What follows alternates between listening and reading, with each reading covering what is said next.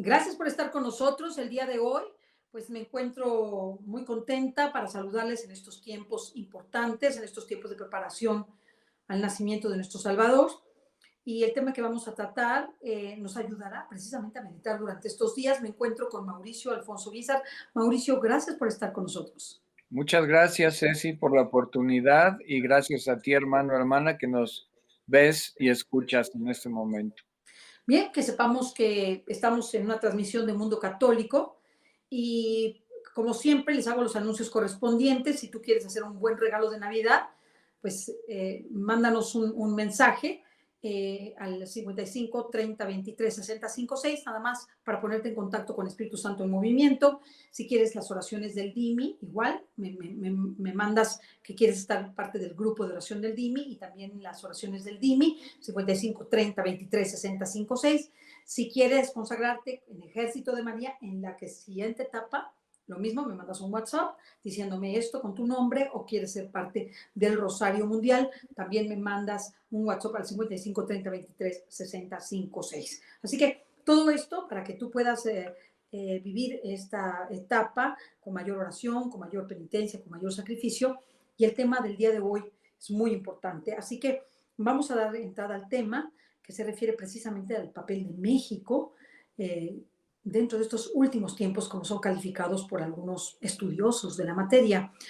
Muchos se escandalizan cuando hablamos de los últimos tiempos, pero no estamos hablando del final del mundo, estamos hablando de un periodo, de una etapa que está precedida por una serie de eventos que el mismo Evangelio nos profetiza a través de la boca de Jesús, de muchos profetas del Antiguo Testamento. Así que nosotros lo único que hacemos es ver que el papel de México es sumamente importante. El mismo padre Stefano Gobi, el titular y quien encabezó el movimiento sacerdotal mariano, pues tiene un libro precioso que es a todos, a los sacerdotes, hijos predilectos de la Santísima Virgen, donde habla precisamente del papel de México.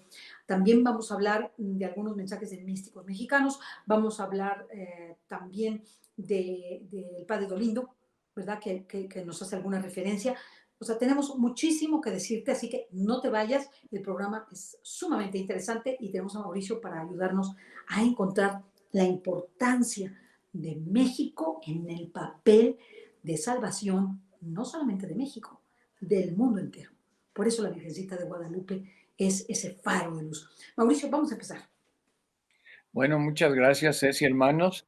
Entonces, esta plática, este compartir, se llama El papel de la Virgen de Guadalupe en estos últimos tiempos. Pero para eso tenemos que remitirnos primero al magisterio de la Iglesia, es decir, a la palabra de Dios. Entonces, respecto al papel que María tiene en la iglesia y en estos últimos tiempos, vamos a referirnos al Apocalipsis capítulo 12, que es fascinante, fascinante, lo que el Señor, lo que Dios nos revela sobre su Madre y nuestra Madre Santísima. Pero antes quisiera recordarte, Ceci, hermano, hermana, que María tiene un papel en la iglesia muy especial y ese papel ha sido reconocido en la iglesia a través de los siglos, sobre todo comenzando por los primeros padres de la iglesia que decían, Cristo es la cabeza del cuerpo místico, ¿verdad? Nos referimos a las cartas de San Pablo. Nosotros somos el cuerpo porque somos órganos, varios miembros que están unidos y uno no puede decirle al otro, no te necesito. Pero en este cuerpo místico, dicen los santos padres, María es el cuello. Por lo tanto, todo lo que pasa de la cabeza al cuerpo tiene que pasar por el cuello y María es el cuello en el cuerpo místico de Cristo y tampoco podemos decirle yo no te necesito para llegar a Cristo. Sería tonto rechazar la omnipotencia suplicante de María, quien arrancó de Jesús el primer milagro público que él hizo y que fue en las bodas de Caná, por poner un ejemplo. Entonces, dicho esto, vamos a Apocalipsis 12 y voy a leer el texto, lo más esencial, por supuesto, y lo vamos a ir desgranando para después pasar a la parte mística. Dice Apocalipsis 12. Una gran señal apareció en el cielo, no una señal de Dios normal, etcétera. Es una gran señal. María es una gran señal.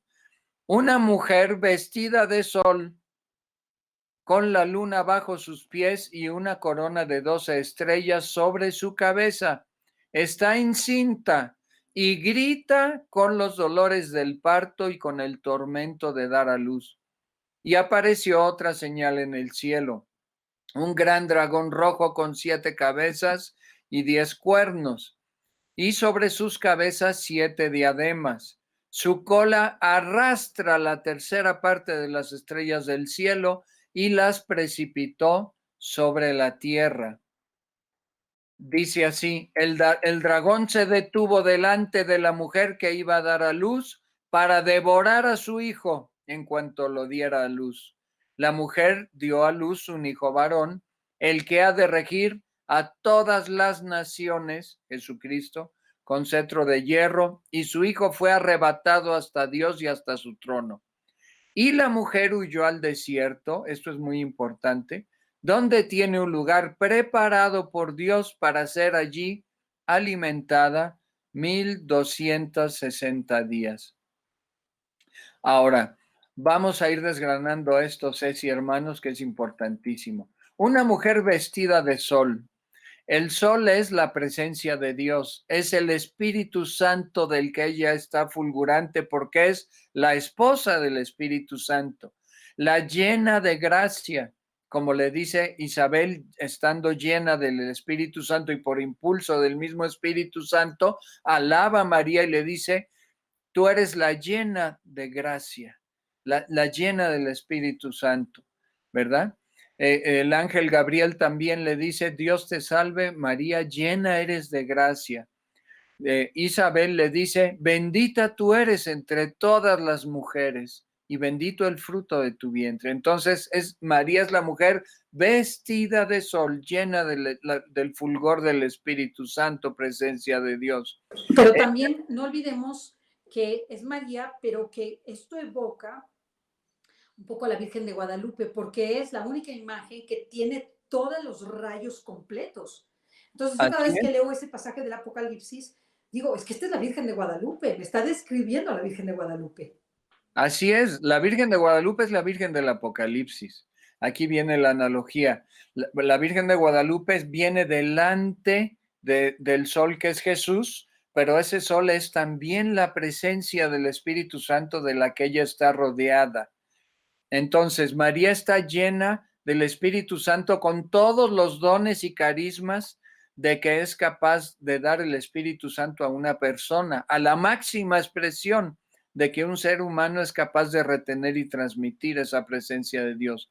Con la luna bajo sus pies. ¿Qué quiere decir esto? Vamos a recordar que la palabra México viene de Mexi, luna, y sixtli, que significa ombligo.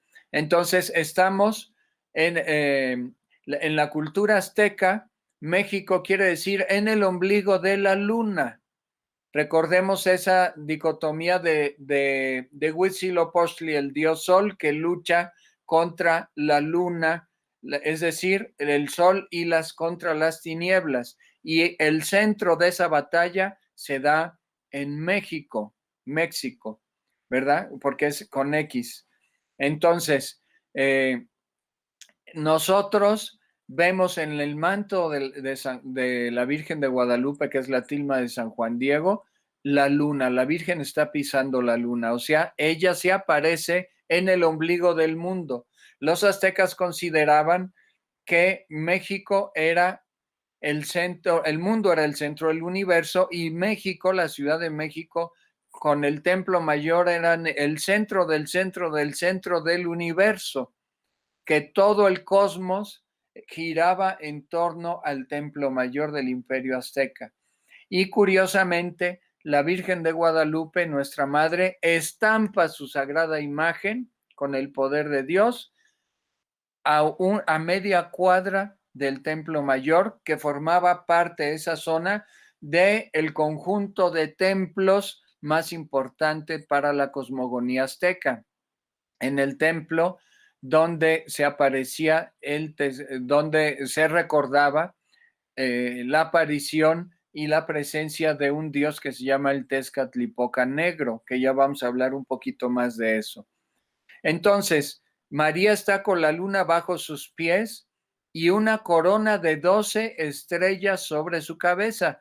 Teológicamente, esas coronas de 12 estrellas simbolizan no solo las tribus de Israel, las 12 tribus, sino los 12 apóstoles, porque María, por su clamor a Dios de que venga el Espíritu Santo y se cumpla la promesa que da nuestro Señor a los apóstoles, reúnanse porque pronto será derramado el Espíritu Santo, no salgan de Jerusalén. En Hechos de los Apóstoles se nos dice que estaban los apóstoles a puerta cerrada y la madre de Jesús estaba con ellos. Sin la oración, sin la invocación del Espíritu Santo, sin la petición de María que llegue ese derramamiento de Espíritu Santo, no hubiera habido fundación de la iglesia, no hubiera habido Pentecostés. Así es que María es cofundadora de la iglesia de Cristo, corredentora, acompaña al cuerpo místico de Cristo del que ella forma parte todo el tiempo. Dice también, ella está encinta y grita con los dolores del parto y con el tormento de dar a luz. La Virgen de Guadalupe está encinta, embarazada. Ella dice, yo vengo a traerles al verdadero Dios. Encima de su vientre está la flor Nahui Olin, que significa el poder creador de los dioses, el poder creador del universo, la fuerza creadora. Y esa fuerza creadora está simbolizada en la flor de Nahui Olin, que está en el vientre de la Virgen. Entonces ella dice, yo les traigo a esa fuerza creadora, al verdadero Dios, aquí a México. En el ombligo de la luna. También el Nahui Oli simboliza el símbolo de la eternidad.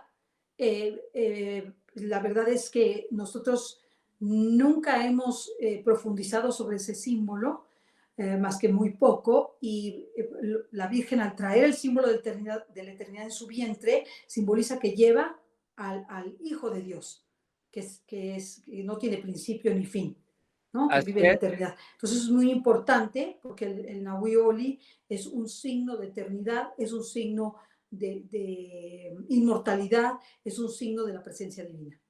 Así es.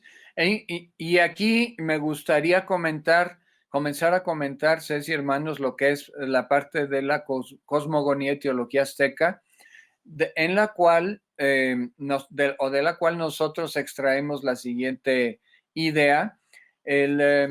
La teología indígena no es politeísta, es monismo, es monista. ¿Qué quiere decir? Existe un solo Dios que tiene múltiples personalidades, y las dos primeras personalidades que tiene es la personalidad femenina y la personalidad masculina. Entonces, Ometecutli y Omecihuatl es un principio dualista hombre-mujer, pero es un solo Dios con varias personalidades, y ellos le decían el dios fulano, el dios sutano, el Tlaloc, Huitzilopochtli, el Tezcatlipoca Negro, Quetzalcóatl, pero ellos saben que es el mismo Dios, es un solo Dios. Entonces, en Ometecutli y Omecihuatl llegan a tener 4 hijos que son los 4 primeros dioses o subdioses, que son los 4 Tezcatlipocas. El Tezcatlipoca rojo, el Tezcatlipoca negro, que es considerado un dios de la guerra junto con Huitzilopochtli, que es dios del sol, pero también Tezcatlipoca negro es un dios invisible que está en todos lados. Es el dios Ipalnemowani, es decir, el dios que está presente en todos lados, pero también curiosamente es el dios que tienta, que presenta las tentaciones a los hombres, las cosas que les atraen y que muchas veces son malas. No siempre, pero sí muchas veces. Es un Dios también al que le gusta la guerra, y es un Dios que castiga a sus enemigos y castiga a los hombres cuando a él le place, cuando no cumplen su voluntad. Es un Dios caprichoso. Y entonces la Virgen de Guadalupe va a estampar su sagrada imagen en el mero lugar donde estaba el templo de Tezcatlipoca Negro, atrás del templo de Huitzilopochtli y el de Tlaloc, que eran los dos más importantes en el templo mayor, a unos cuantos metros. Y entonces, cuando Fray Juan de Zumárraga llega a conocer un poquito de la teología y cosmogonía indígena a través de Bernal Díaz del Castillo con su obra Cumbre Historia de la Conquista de la Nueva España y Fray Bernardino de Sahagún, él identifica al Tezcatlipoca Negro como el demonio, que puede estar presente en muchos lados al mismo tiempo o que nos tienta en cualquier lugar y momento y que busca nuestra destrucción y busca castigarnos y destruirnos porque no cumplimos sus caprichos. Y entonces él dice, Fray Juan de Zumárraga, en el lugar donde reinaba el demonio, ahora va a reinar Dios. Y él escoge construir el palacio episcopal con su capilla, que es el primer lugar donde físicamente estará el Santísimo Sacramento en toda Mesoamérica, exactamente sobre los restos del templo del Tezcatlipoca Negro para representar el triunfo de Cristo y de su Madre Santísima sobre el demonio. Entonces, aquí tengo yo que dar reconocimiento a nuestro hermano Anastasio Rodríguez, que es un gran guía y un gran guadalupanista, que nos ha comentado esto cuando hemos hecho la ruta de San Juan Diego, que es algo maravilloso, en el mismo lugar donde se estampa la Santísima Virgen. Entonces, dicho esto, también hay otra situación. Hay dos Tezcatlipocas de los 4 que he mencionado, que son los que tienen el principio o el poder de crear, perdón. Tienen el poder creador, que es Huitzilopochtli, el dios del sol y también de la guerra, y Quetzalcóatl.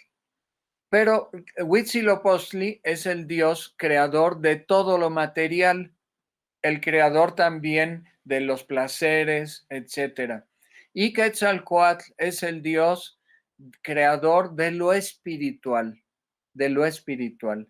Entonces, también recordemos aquella profecía que nos decía, profecía azteca muy antigua, de que Quetzalcóatl ya se había encarnado anteriormente, iba a irse porque los hombres eran malos e iba a volver una segunda vez para instaurar un nuevo ciclo de vida que iba a terminar con el ciclo anterior. Entonces, Quetzalcóatl es identificado con un hombre que se llamaba Seacatl Topiltzin, que llegó a habitar en la zona de Mesoamérica, aquí en Tenochtitlán, en la incipiente Tenochtitlán, allá por los finales de los años 900. Y él dijo, yo me voy, pero volveré. Desapareció. Y cuando llega Hernán Cortés, porque la profecía decía que Quetzalcóatl iba a volver barbado y blanco para destruir o deshacer todo el orden anterior y empezar un orden nuevo, ellos lo confunden con Quetzalcóatl. Después se dan cuenta de que no es él, de que no es ningún dios, pero se dan cuenta ya tarde. Sin embargo, se cumple esa profecía azteca antigua. Termina un orden antiguo y empieza uno nuevo con una nueva raza, ¿verdad? Y entonces Huitzilopochtli y Quetzalcóatl muchas veces están de pleito, lo material contra lo espiritual. Bueno, dicho esto, dice la palabra de Dios, apareció otra señal, dice, está encinta y grita con los dolores del parto y con el tormento de dar a luz. Nosotros sabemos, y hermanos, que la Santísima Virgen no sufrió al dar a luz a Jesús porque ella no tenía pecado. Y entonces los dolores de parto están comentados en el Génesis como fruto del pecado. Y entonces María da luz a nuestro Señor Jesucristo sin dolor. Varios místicos autorizados por la Iglesia, como la beata Ana Catalina Emmerich, nos dice que María, en el momento en que va a dar a luz al Señor, entra en éxtasis, y en ese éxtasis de amor y de luz, de presencia de Dios bellísima, da a luz a Jesús sin dolor. Pero ¿por qué en el Apocalipsis se menciona que la mujer está encinta y grita con dolores de parto?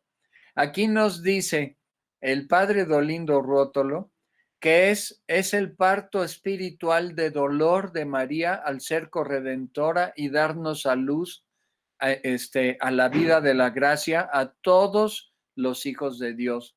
Y ella sufre con Jesús, sufre en Jesús y sufre con y por sus hijos, que somos Al darnos a luz a nosotros, al a darnos a luz a nosotros, nosotros. a la gracia, porque le hemos costado tanto a Jesús como a María muchísimo dolor. Recordemos esa profecía del anciano Simeón que dice, y a ti una espada te atravesará el alma. Y de hecho a la Virgen Dolorosa es mostrada, y en otras apariciones ella ha aparecido como en el Escorial, con el corazón atravesado con 7 espadas, no con una cosa tremenda.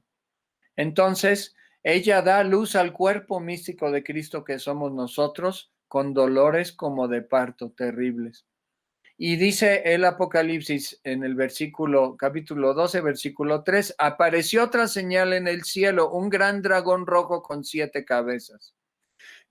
Históricamente sabemos que los teólogos le dan la interpretación de que son las 7 colinas de Roma, el imperio pagano. Es símbolo también de todos esos excesos y de todas esas idolatrías a los dioses falsos, a los dioses mundanos. Pero también esas 7 colinas, ¿sí? Perdón, ¿podrían ser los 7 pecados capitales? También, pero históricamente se traduce en el imperio de las 7 colinas que tiene su sede en Roma. Y también simboliza cualquier otro imperio no cristiano o cualquier otro país o conjunto de países no cristianos de nuestros tiempos que están sacando leyes inicuas, leyes antihumanas, leyes anticristianas, leyes socialistas, leyes comunistas, que no van de acuerdo con la libertad de pensamiento, libertad de credo, con el respeto a los valores humanos y cristianos, ideologías de género, etcétera. Y dice aquí que el dragón rojo con 7 cabezas y 10 cuernos. Los 10 cuernos simbolizaban en ese entonces las 10 grandes provincias de Roma, y ahora simbolizan, porque tiene la palabra de Dios una aplicación a la vida actual, la palabra es siempre actual, la palabra de Dios, simbolizan un conjunto de naciones que se han reunido para querer destruir a la mujer y al niño que lleva en su vientre. Aquel conjunto de naciones que con un pensamiento masónico, con un pensamiento antihumano y anticristiano, quieren borrar de la faz de la tierra el cristianismo, especialmente a la Iglesia Católica. Y dice aquí, y sobre sus cabezas, de estos 7 cabezas del dragón, están 7 diademas que simbolizan la riqueza y el poder mundanos. En esas sociedades, en esos países donde se busca el crecimiento económico, el crecimiento tecnológico, etcétera, pero no sienten necesidad de las cuestiones divinas, de las cuestiones espirituales. Rechazan lo espiritual. Y lo curioso, Ceci, hermanos, es que el color de este dragón del Apocalipsis es rojo. Es una coincidencia, una diosidencia que el comunismo tenga bandera roja, y el símbolo, el color del comunismo es el color rojo del socialismo. Y el color también del enemigo de Dios siempre lo pintan rojo. Al diablo siempre lo pintan rojo. No, es muy raro verlo de otro color. Así o sea, cuando es. le ponen los cuernos y cuando le ponen la cola, siempre lo ponen rojo. Así es. Y entonces, el padre Dolindo Ruotolo da una interpretación de esto y de lo siguiente que voy a comentar, que dice el versículo 4, su cola, la cola del dragón, arrastra la tercera parte de las estrellas del cielo y las precipitó sobre la tierra. El padre Dolindo saca la interpretación de las locuciones interiores que tenía con Jesús. Él escribió varios libros que son interpretaciones de los libros sagrados de las Escrituras con base en las locuciones de lo que nuestro Señor Jesucristo le iba explicando a él. La Biblia es algo increíble. Entonces, esta interpretación la da nuestro Señor Jesucristo místicamente al Padre Dolindo, que está en proceso ya de beatificación. Y dice el Padre Dolindo lo siguiente, o nuestro Señor a través de él. Esas estrellas del cielo, tercera parte de las estrellas del cielo que son precipitadas sobre la tierra, simbolizan el caos cósmico y universal causado por el dragón, que es Satanás, por el pecado que ha metido en nuestros corazones o nos ha incentivado a pecar al presentarnos la tentación, y significa los seres humanos que irán, después de haber sido algunos fieles a Cristo y otros seguidores de Cristo, pero no tan fieles, o sea, cristiani tiepidi, como dice el padre Dolindo, cristianos tibios, serán arrastrados en este final de los tiempos por la cola del demonio, porque serán confundidos, perderán el amor al magisterio de la iglesia, el amor a Cristo, y se quedarán apantallados por el brillo del anticristo y de sus secuaces. Ok, va a ser muy difícil y me gustaría puntualizar que va a haber una falsa iglesia y una verdadera iglesia. Y será muy sutil la diferencia, muy sutil Bien. y difícil de poder dilucidar en dónde está la verdadera iglesia. Para mí, el secreto tiene para resolver el enigma, 3 puntos fundamentales. Primero, ahí donde haya oración, penitencia y sacrificio, ahí tenemos una clave de la verdadera iglesia. Segundo, la presencia de María Santísima, no como la Tonatzin, ni como una diosa azteca, ni como una diosa de la tierra, ni como nada, sino como quien es la madre del verdadero Dios por quien se vive, la llena de gracia. Y tercero, la Eucaristía, la adoración eucarística y el reino eucarístico de Jesucristo. Estos 3 elementos nos van a poder dar con claridad la distinción entre la falsa iglesia y la verdadera iglesia. Fíjense qué interesante. La oración, la penitencia y el sacrificio. Ningún enemigo de Dios les va a hablar del sacrificio, de negarse a sí mismo. No, porque es contrario al diablo. En el momento que tú te niegas a ti mismo, no le das complacencia al diablo, y el diablo que va a entrar en un cuerpo sacrificado. Así como le pasó a Mariam, a la arabita, que aguantó 2 segundos y dijo, no, esto es insoportable, y salió de ahí, ¿no? Uno, la penitencia y la oración que hace que tengamos la fortaleza en la fe. Entonces eso nos va a ayudar. Donde tengamos oración, penitencia y sacrificio, la presencia de María Santísima, como la Madre de Dios, como la Madre de todos nosotros, como corredentora con Cristo, medianera de todas las gracias, la abogada de todos los hombres. Y desde luego, finalmente, la Eucaristía como ese pilar, porque eso lo vio San Juan Bosco, y nosotros lo sabemos que él lo vio en esa barca, vio en un pilar a la Virgen y en otro pilar la Eucaristía. Eso es importante porque va a ser muy sutil, hermanos, no va a ser fácil. Entendamos que ya estamos entrando en eso. Sí, exactamente. Entonces, el demonio intentará arrastrar y va a arrastrar a varios con su cola a los abismos y a la idolatría de lo mundano, de líderes mundanos que se presentan como salvadores de la humanidad o de una nación. Y el único que puede salvar una nación a la humanidad, pues es Jesús. Eso lo sabemos, ¿verdad? Y los discípulos de Jesús son los que construirán o deberemos de construir la nueva civilización del amor, que va mucho más allá de un éxito material, ¿verdad? O de unas leyes sin Dios. Y una cosa muy importante que acabas tú de mencionar, Ceci, el Tezcatlipoca Negro se hacía llamar Ipalnemoguami, es decir, el creador cabe quien está todo, que está presente en todos lados. Y la Virgen cuando se estampa, por misericordia de Dios, sobre el palacio del arzobispo construido sobre el templo del Tezcatlipoca Negro, hace referencia anteriormente también este hecho a que la Virgen le dice a San Juan Diego: yo soy la madre del verdadero Dios por quien se vive, ya no es Tezcatlipoca Negro. Sí es un Dios omnipresente que está presente en todos lados, pero ya no es un Dios que viene a tentar a los hombres. Es Ipalnemoguami, el creador cabe quien está todo, o donde está todo, y está presente en todos lados, pero no es Tezcatlipoca Negro, es Jesús el que viene.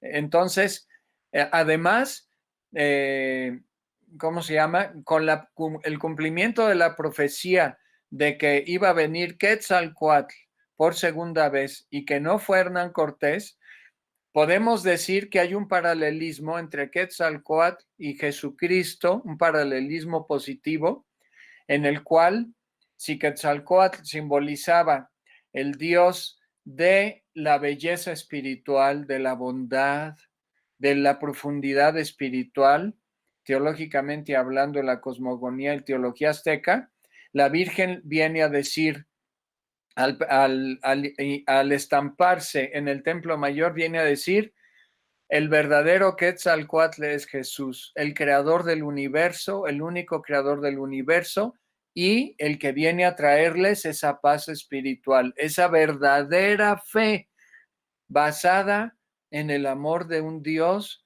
que los ama con misericordia, que los perdona, que los viene a restituir como una nueva nación.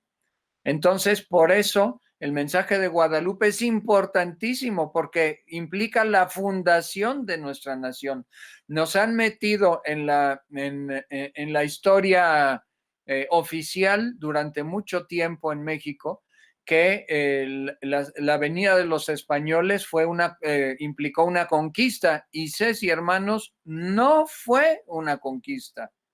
No lo fue, porque así como el Imperio Romano había dominado a los demás imperios a donde llegaba y los iba conquistando, los iba doblegando, así los aztecas, al crecer en poderío, con esta teología de la superioridad, diciendo somos el centro del universo, el ombligo de la luna, el ombligo del mundo, somos una raza superior, doblegaron, esclavizaron y subyugaron a todos los demás pueblos indígenas que había en el Anahuac y más allá. Y entonces, cuando llega Hernán Cortés, los demás pueblos indígenas ven la oportunidad de librarse de su opresor. Y organiza Hernán Cortés junto con esos pueblos indígenas, los huejotzincas, los cholultecas, los tlaxcaltecas sobre todo, y muchos otros, una guerra civil contra los aztecas. O sea, que Cortés aprovechó el odio que habían sembrado los aztecas para poder acabar con ese imperio y poder dominarlos a todos, porque ya teniéndolos a esos enemigos de los aztecas como amigos, pues ya tenían el dominio de todo, y acabar con los aztecas tenían todo.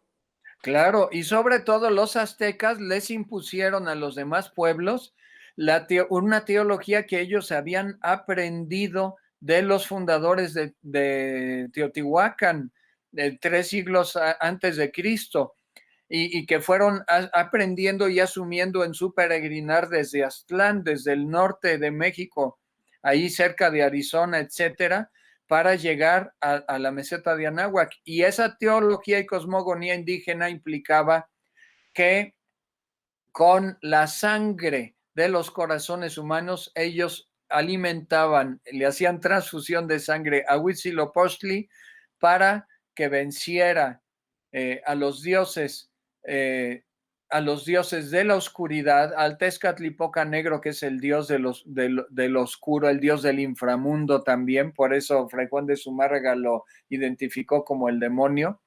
Y entonces, así, el sol, cuando se iba desangrando, que es cuando vemos que el sol va descendiendo, se va metiendo y se pone rojo el panorama, el cielo, ellos pensaban que Huitzilopochtli se estaba desangrando y había que alimentarlo con la sangre de corazones, de sacrificios humanos, para que al día siguiente volviera a salir. Y entonces esa teología indígena terrible, terrible, fatídica, porque implicaba el asesinato de miles de personas, es lo que tenía a los demás pueblos indígenas subyugados por los aztecas hasta el gorro, hasta el copete, porque les mataban a sus guerreros, a sus jóvenes, a sus doncellas, a sus niños, y estaban hartos de eso, y realmente era terrible, era una teología sanguinaria, destructiva y opresora que ya no podían soportar más. Y entonces Dios envía a la Virgen de Guadalupe después de esa lucha civil, de esa guerra civil entre aztecas y otros pueblos indígenas liderados por los españoles, por Hernán Cortés, que, valga la redundancia, sin el apoyo de los otros pueblos indígenas, Cortés no hubiera podido ganar esa guerra civil. Imposible, no fue una conquista, fue un choque entre hermanos que generó una nueva raza, la raza mestiza y los criollos, etcétera, una nueva raza para un nuevo mundo, y la Virgen de Guadalupe viene a curar esas heridas. Recordemos que el vestido de la Virgen de Guadalupe tiene glifos o dibujos que tienen significado. Por ejemplo, el vestido de la Virgen tiene muchos cerros, recordando el Tepeyac y recordando que tanto en la cultura indígena como en la cultura, en la teología cristiana, el monte es un lugar de encuentro con Dios, con lo sagrado. Y entonces el Tepeyac está dibujado en la imagen de la Virgen de Guadalupe, pero además es un cerro que sonríe, porque es la sonrisa de Dios que a través de la Virgen nos dice: ya no son necesarios los sacrificios humanos. Los indígenas empezaban a deprimir, se deprimieron terriblemente, y muchos de ellos se suicidaron cuando vieron que el sol seguía saliendo sin sacrificios humanos. Ellos pensaban: los dioses nos han engañado, y la Virgen viene a decirles: yo soy la madre del verdadero y único Dios por quien se vive, y es un Dios que es misericordia, no hace falta más sacrificios humanos. Dios, hijito, hijita, te sonríe, y el monte está sonriendo. Y el monte está alimentado por un río, está dibujado un río, y ese río es Guadalupe. Guadalupe en el idioma árabe significa lecho de río. Y cuando la Virgen se le aparece a Juan Bernardino, el tío de Lucía, la esposa de Juan Diego, que llegó a ser tío político de Juan Diego, la Virgen dice, no dijo yo no soy la Tonantzin, no dijo eso. La Virgen jamás dijo, yo soy Tecuatlazupe, no. La Virgen dijo, yo soy la siempre Virgen Santa María de Guadalupe, y dio su nombre árabe, ahí está en el Nican Mopogua muy claro. Entonces... Lo cual podría ser una esperanza hacia el futuro de que los árabes que conocen a la Madre de Dios podrían encontrar la verdadera fe a través de la Virgen María. Y claro, a través de Guadalupe. Eso es una cosa profética. Recordemos que la Virgen después se aparece en Fátima. Fátima es el nombre de una de las hijas de Mahoma, ¿verdad? Entonces, la Virgen también, al mostrarnos el glifo de ese cerro sonriente con un cabo de río, que es María, es ese río, el cauce que nos lleva a Cristo, al Espíritu Santo. También ese monte al mismo tiempo de monte es una flor, está lleno de flores, de montes flor, con su tallo, que es el río, el vestido de la Virgen, y para los indígenas en su cultura y su teología, la flor es la sonrisa de los dioses, la flor es la sonrisa del más allá. Por eso hay un dicho que dice Guadalupe flor y canto. Flor, porque la Virgen de Guadalupe está llena de flores que son la sonrisa y el beneplácito de Dios a sus hijos, la misericordia, el amor. Y canto porque los indígenas, nuestros ancestros, padres indígenas, oraban danzando, no oraban sin danzar. Entonces, la danza era el modo de orar, y por eso la Virgen de Guadalupe aparece con su piernita izquierda levantada porque viene danzando.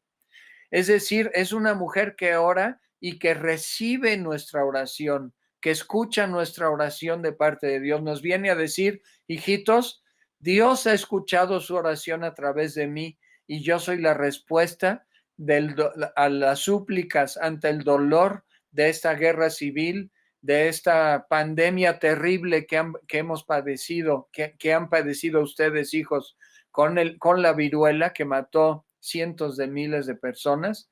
Y ese es el mensaje que nos trae Guadalupe hoy ante esta pandemia. Hijitos, les traigo al verdadero Dios que será su sanación, su salvación, pero abran su corazón, abre tu corazón.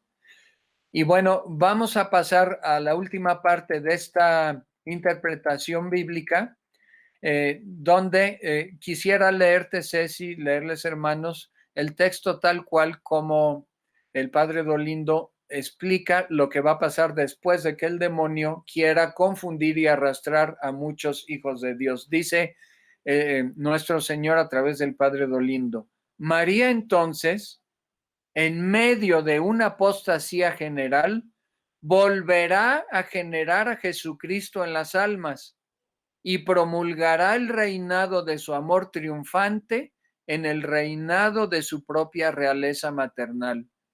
Lo invocamos a Jesús y esta segunda venida de Jesús la invocamos con cálidas oraciones y lo esperamos con ferviente expectativa. Ya lo habíamos dicho en el video anterior del Adviento. Pues es innegable que, como ya decía Pío XI desde 1929, y esto es muy fuerte, hay signos de una verdadera orientación en la exégesis bíblica moderna, una desorientación que hoy ha crecido inmensamente y que fue y es la verdadera y última causa de la decadencia cristiana. Solo María, dice el padre Dolindo, puede vencer esta terrible trampa del infierno. Y solo María la vencerá en una nueva gloria que la mostrará en la iglesia vestida de sol de su gloria eterna y coronada con las estrellas de su realeza maternal, quizás precisamente en la definición dogmática de ella, de su asunción al cielo. Es que esto lo escribió él antes de que se proclamara en 1950 el dogma de la Inmaculada, de la Asunción de María, perdón. Pero podemos estas palabras aplicarlas también a la espera que estamos todo el mundo cristiano de la proclamación del quinto dogma, que es María corredentora, medianera y abogada. Entonces, bueno, vamos a continuar la última parte del Apocalipsis, a ver cómo estamos de tiempo. Mauricio, nomás te va a dar tiempo de eso, ¿eh? Muy Hacia bien. la segunda parte. Y después haremos la segunda parte. Que es importantísima, además importantísima, porque vamos a desentrañar todo lo que nos estamos diciendo. Sí. Dice aquí el Apocalipsis, el dragón, en el capítulo 12, versículo 4, el dragón se detuvo delante de la mujer que iba a dar a luz para devorar a su hijo en cuanto lo diera a luz. Recordemos, hermanos, que nuestro Señor desde antes de nacer ya estaba siendo perseguido por el rey Herodes.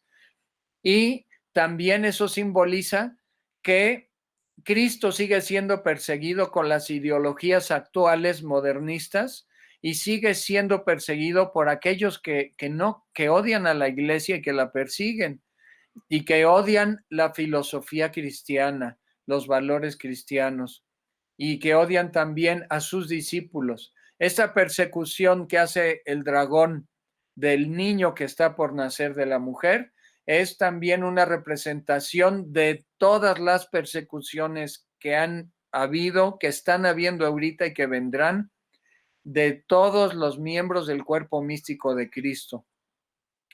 Y también ahorita es una persecución moral con esas leyes inicuas del aborto y todas esas aberraciones.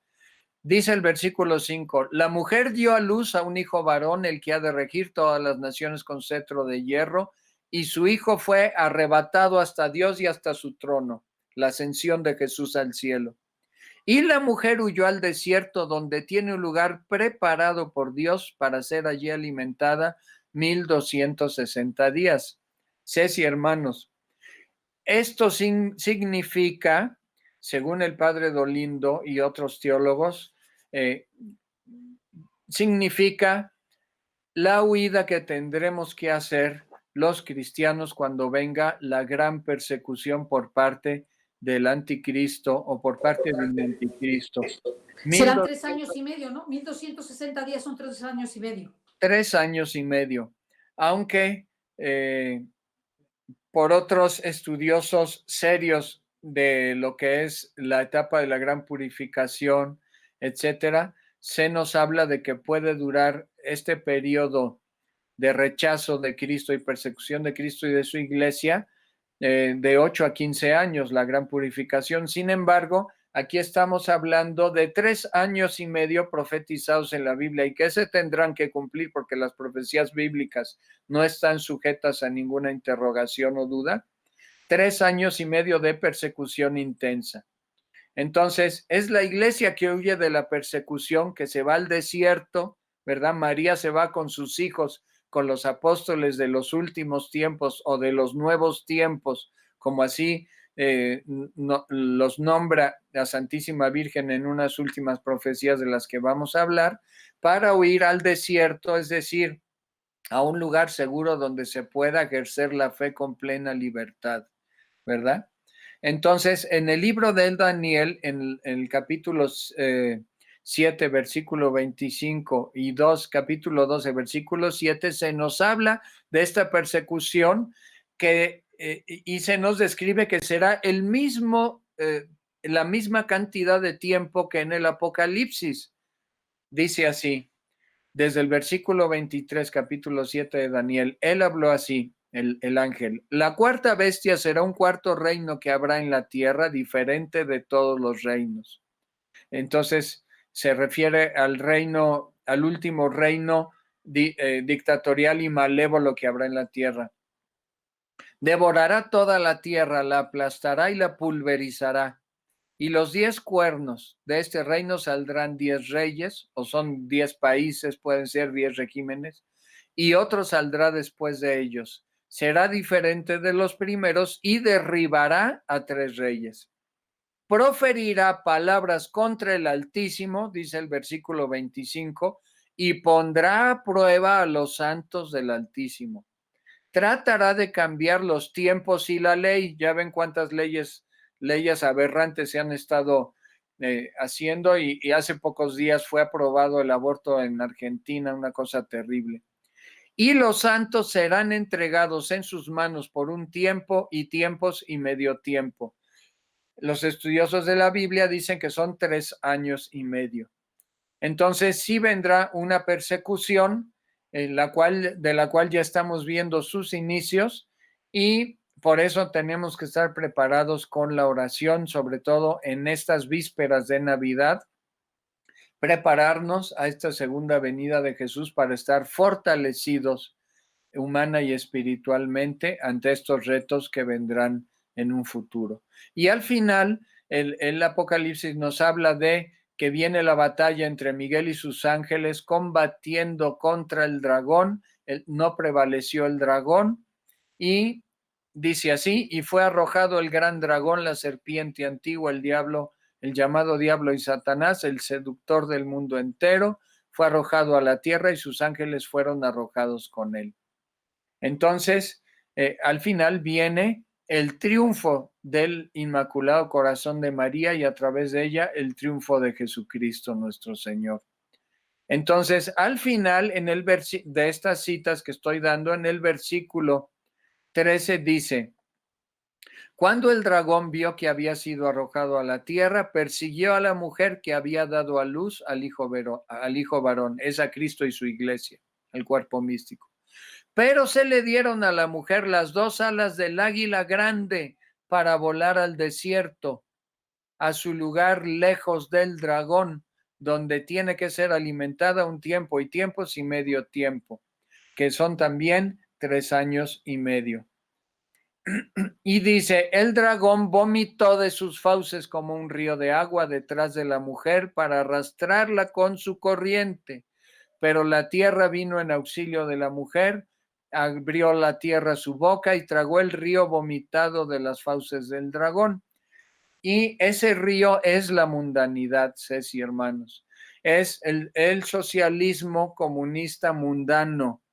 También es el materialismo, porque también el magisterio de la iglesia nos habla de un capitalismo exacerbado donde el dinero es superior a la vida de los seres humanos. Vale más el dinero que la vida de un ser humano. Ese río es la mundanidad, la sociedad sin Dios, los pecados que inundan a la humanidad como un río. Y bueno, pues en el siguiente programa vamos a ver el estudio que hizo el doctor Ricardo Castañón sobre las profecías de una chica mística mexicana. Hizo un estudio del cerebro de ella, de las profecías, un estudio muy serio y muy profundo, donde nuestro Señor y la Virgen de Guadalupe nos hablan del papel de México como corazón de América y del mundo, como, de México como altar del mundo, y el papel que la Virgen de Guadalupe tendrá en estos últimos tiempos. Pero eso viene para el segundo programa. Y también hablaremos de las profecías del Padre Gobi, dadas por la Virgen sí. Santísima en el templo del Tepeyac al Padre Stefano Gobi el 5 de diciembre de 1994 y el 8 de diciembre de 1994 ahí en Santo Domingo respecto a los apóstoles de los últimos tiempos. Interesantísimo, porque estas profecías nos muestran exactamente lo que habrá de acontecer y quién es México en el plano de la renovación de la fe en todo el mundo. Alguien, el constructor de la civilización del amor hacia el futuro. O sea que el papel de México es trascendental y todos tenemos que tomar parte en esa construcción de la civilización del amor, empezando por México, que será la semilla digna que irá a todas las naciones. Así que es muy interesante lo que vamos a mencionar. No te lo puedes perder. Viene un desenlace extraordinario en donde, hermano, hermana, vas a comprender el porqué de esta preparación, de estos años difíciles, el porqué la Virgen de Guadalupe en tu vida, el porqué los milagros que nos ha hecho ella, las consagraciones que hemos hecho a través de México, los apostolados, el cambio fundamental de muchos corazones en nuestra nación. Así que yo creo que lo veremos para la siguiente vez. Te recordamos que si quieres participar en el DIMI, en el Rosario Mundial, en Ejército de María, nos escribas y quieres algún material a través de Espíritu Santo en Movimiento. Hay una página de Espíritu Santo en Movimiento que es www.espiritusantoenmovimiento.com, ¿verdad, Mauricio? Así es que donde te puedes meter, te dan los materiales, ¿sí? O sea, sí, y además, hoy anunciamos por primera vez en público la venta de este último libro escrito por el doctor Castañón, donde nos explica cómo funciona la vida mística, una persona mística, cómo distinguir a una verdadera de una falsa, a un místico verdadero de uno falso, y viene parte de los mensajes que nuestro Señor da a través de esta chica mística mexicana, un estudio muy serio y muy profundo de esto, y ya se puede adquirir este libro. Es el único país en el mundo y en Latinoamérica donde se ofrece el libro impreso. En otros países se ha ofrecido virtual, aquí lo ofrecemos impreso, y el libro se llama Primicias de un Nuevo Amanecer. Y ya lo pueden adquirir junto con los otros libros del doctor Ricardo en Espíritu Santo en Movimiento. Y les voy a dar 2 números telefónicos. Por favor, Nada más si quieren lo que ya mencionamos, el 55 30 23 60 56, para participar en el NIMI, en Rosario Mundial, que es cada media hora en todo el mundo, y para participar en el Ejército de María hacia las siguientes consagraciones y recibir información y convertirte en un líder católico. Ahora sí, dámelo de Espíritu Santo en movimiento, por favor. Sí, voy a dar el teléfono de la librería: 55 55 59 6108. Repito, 55 55 59 6108. Y doy otro número: 55 55 54 7277. Repito, 55 55 54 7277. Porque han de saber que Espíritu Santo en Movimiento es una empresa extraordinaria. Yo leo mucho a Espíritu Santo en Movimiento, porque gracias a las películas que ellos vendían, a mí me sirvió para renovarme la fe, para tener un cambio, una conversión. Le debo muchísimo a Espíritu Santo en Movimiento, quiero muchísimo a Mauricio, a Mari Carmen, su esposa, quienes lideran Espíritu Santo en Movimiento y quienes pues han renunciado a muchísimas cosas para poder llevar la fe. Así que es maravilloso, la tengo en alta estima, no solamente a la empresa, sino a ellos dos, por esa razón, porque siempre tienen, yo creo que unos 10 años, ¿verdad? Tienen más de 10 años Sí, en más o este menos. apostolado, de llevar la fe a través de materiales escritos, a través de imágenes, a través de devoción, a través del rezo del Santo Rosario, a través de videos, de audios. La verdad es riquísimo lo que ellos hacen, de conferencias, extraordinario. Así que te pedimos, hermano, hermana, que colabores con esto y además puedas comprar, por ejemplo, los regalos que vas a hacer de Navidad, todos los regalos que vas a hacer de Navidad, no te detengas, hazlos a través de Espíritu Santo en Movimiento, escribes, hablas y te hacen llegar esos regalos, que el mejor regalo que puedes hacer es un regalo de fe. Es el mejor regalo que puedes hacer. ¿No? Así que Muchas gracias, Ceci. les quiero muchísimo, les llevo en el corazón, a ti y a Mari Carmen, y también Igualmente. a todos ustedes, gracias por el favor de su atención.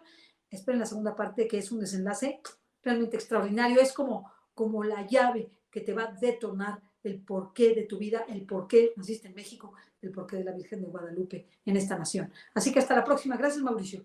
Hasta luego, gloria a Dios. Gloria a Dios. Bye.